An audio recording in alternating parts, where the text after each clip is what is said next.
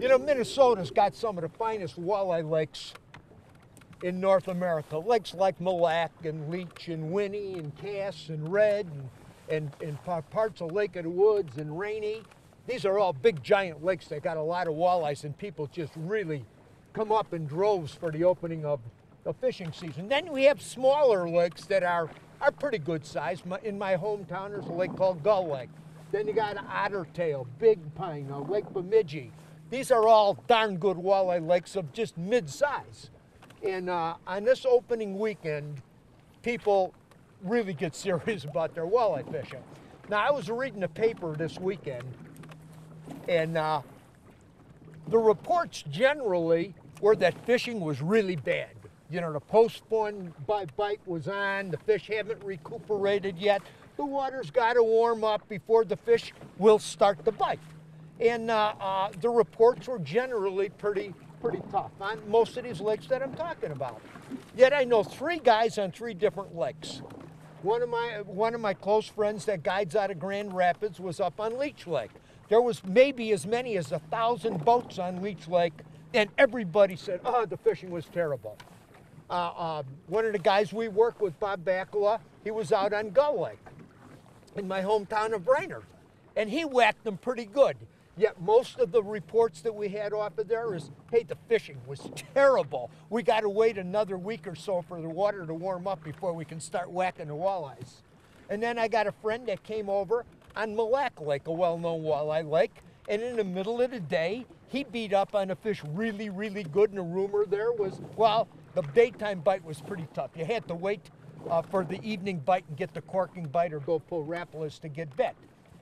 Well, these 3 guys on 3 different lakes did extremely well, better than almost anybody on the lake. And they were all doing the same thing.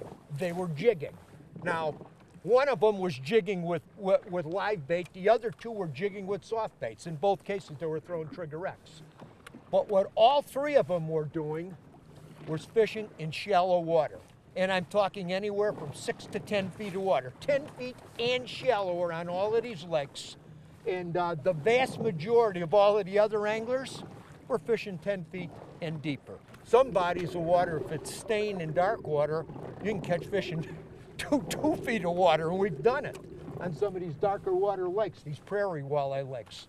And to complement that, Al, it's pretty simple math. These perch spawned not too long ago up on these flats, and so they're still up here.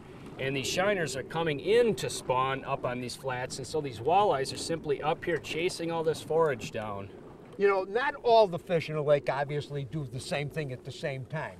We're fishing and talking about a large population of these walleyes at this time that are from that first drop-off, the first edge, and shallower.